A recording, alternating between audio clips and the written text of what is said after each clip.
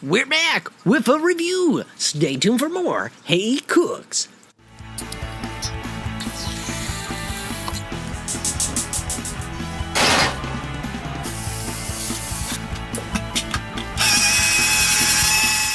Today we have an as seen on TV item for you.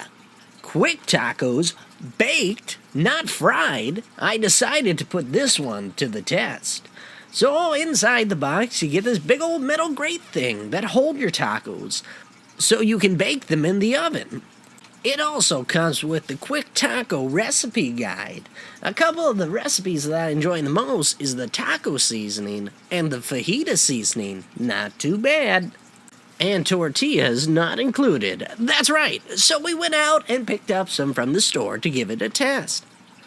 So we decided to test out some flour and corn tortillas. Now, first thing you gotta do is preheat your oven. Don't forget about that. Then what you want to do is put your tortillas on the rack.